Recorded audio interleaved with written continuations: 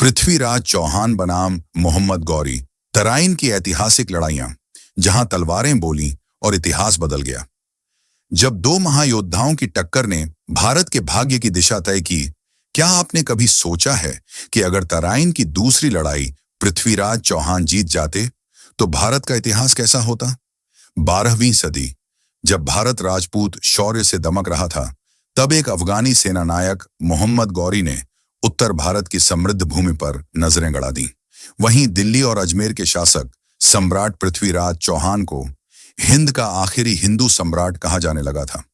तराइन की लड़ाइयां 1191 और 1192 केवल दो सेनाओं के बीच का संघर्ष नहीं थी।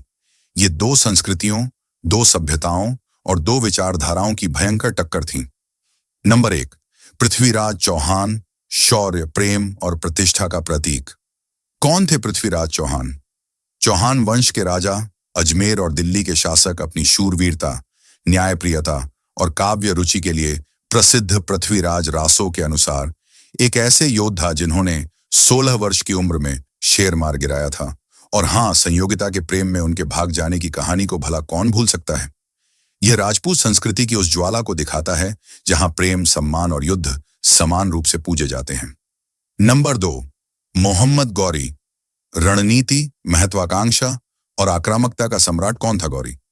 गजनी का शासक, जिसका असली नाम था शिहाबुद्दीन मोहम्मद बिन साम, गजनी को आधार बनाकर भारत विजय का सपना देख रहा था। उसने देखा, भारत समृद्ध है, लेकिन राजनीतिक रूप से बंटा हुआ अनजाना तथ्य। गौरी ने शुरुआत में मुल्तान और लाहौर पर अधिकार जमाया और फिर दिल्ली की ओर बढ़ा, लेकिन उसे एक बाधा बार बार रोक रही थी, पृथ्वीराज चौहान। नंबर 3, पहली लड़ाई, तराइन का मैदान। जल उठा 191 ईस्वी।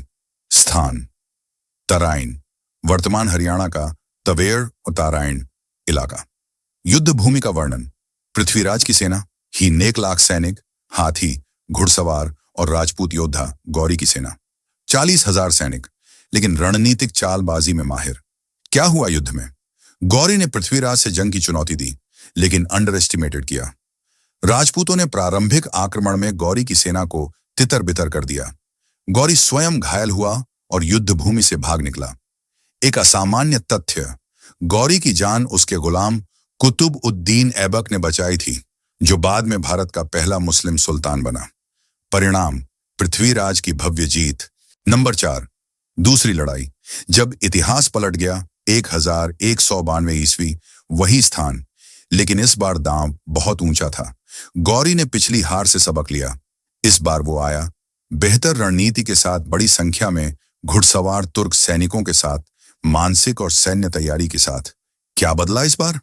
गौरी ने रात में छोटे छोटे हमलों की रणनीति अपनाई, गोरिल्ला वॉरफेयर का प्रारूप।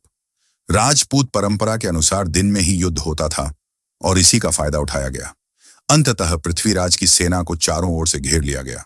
सबसे बड़ा झटका, राजा पृथ्वीराज को बंदी बना लिया गया। नंबर 5, पृथ्वीराज की कहानी का दुखांत अंत। लेकिन क्या वह सच था? इतिहास में 2 प्रमुख मत मिलते हैं। इस्लामी इतिहासकारों के अनुसार गौरी ने पृथ्वीराज को काबुल ले जाकर मार डाला। पृथ्वीराज रासो के अनुसार गौरी ने पृथ्वीराज को अंधा करके कैदी बना लिया, लेकिन चंद्रवरदाई ने उसे मौका दिया और पृथ्वीराज ने आंखों से न देखते हुए भी तीर चलाकर गौरी को मार गिराया। एक विवादित किंवदंती। कुछ विद्वानों का मानना है कि पृथ्वीराज रासो इतिहास नहीं, वीर गाथा है, लेकिन यह भारतीय आत्मा में बसी है। नंबर 6, इन लड़ाइयों का भारत पर प्रभाव। सिर्फ हार नहीं, एक युग का अंत क्या बदला? ये हार भारत में मुस्लिम शासन की शुरुआत का पहला कदम बनी। दिल्ली सल्तनत का आधार बना, जिसने आगे चलकर मुगलों का रास्ता साफ किया। राजपूतों की असंगठितता और आपसी रंजिशों ने भारत को कमजोर किया। नंबर 7, कुछ अनसुने तथ्य जो बहुत कम लोग जानते हैं। तराइन की पहली लड़ाई इतिहास में उन गिनी चुनी लड़ाइयों में से है जहां 3 गुना छोटी सेना ने बड़ी को हराया। गौरी की हार के बाद उसे तुरंत मौत नहीं आई, बल्कि वह अपमानित होकर भागा और फिर 1 साल बाद वापसी की। भारत का पहला मुस्लिम राज्य, गुलाम वंश, उसी गुलाम ऐबक ने स्थापित किया, जिसने गौरी की जान बचाई थी। आखिरी में यह निष्कर्ष निकलता है, ये लड़ाइयां सिर्फ इतिहास नहीं, चेतावनी है, अगर हम संगठित न रहें तो बाहरी ताकतें हावी हो जाती हैं। शौर्य, परंपरा और वीरता तब तक कारगर है जब तक रणनीति और एकता साथ हो। पृथ्वीराज चौहान की हार एक योद्धा की नहीं थी, यह एक युग की समाप्ति थी। मगर उनकी वीरता आज भी हर भारतवासी के हृदय में धधक रही है।